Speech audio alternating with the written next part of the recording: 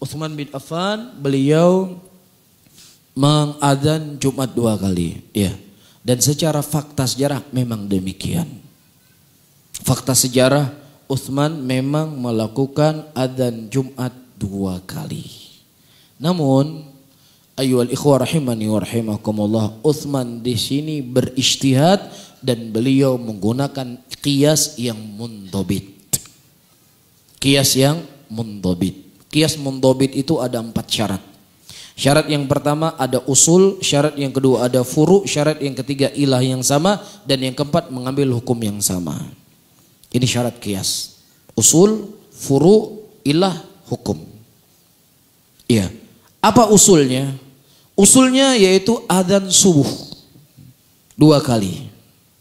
Yang dilakukan oleh Nabi SAW. Inna Bilal yu'adzinu bil-lail faqulu washrabu hatta yu'adzinu Abdullah ibn Umi Maktum. Bilal itu mengumandangkan adzan di malam hari, yaitu pada fajar kadzib. Makan dan minumlah kalian sampai Abdullah ibn Maktum mengumandangkan adzan 2 kali. Berapa adzan subuh dilakukan oleh Rasulullah? 2 kali. Ini kan usul. Berarti furu'nya, apa furu'nya? Adzan Jumat. Kenapa bisa diambil dengan furu'? Karena ada ilah yang sama. Dikumandangkan adzan subuh pertama untuk mengingatkan dan membangunkan orang dari sholat subuh. Iya. Adapun adzan Jumat 2 kali mengingatkan orang agar supaya mereka siap-siap untuk menghadiri sholat Jumat. Jangan sibuk sama perdagangannya.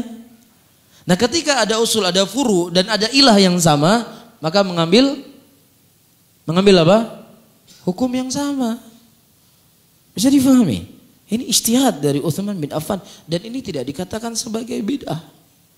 Dan tidak ada sahabat satupun yang mengingkari perbuatan tersebut. Dan Utsman bin Affan adalah bagian dari apa yang disebutkan oleh Rasulullah, alaikum bisunnati wa sunnatil khulafa'ir rasyidin al-mahdiyyin tamassaku 'alaiha bin nawajidh.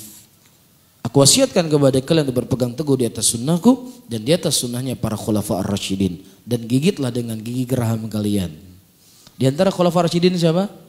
Amirul Mukminin Utsman bin Affan radhiyallahu taala anhu. Mudah-mudahan Allah Subhanahu wa taala selalu menanamkan dalam hati kita kecintaan, pengagungan kepada para sahabat Nabi Muhammad sallallahu alaihi wasallam.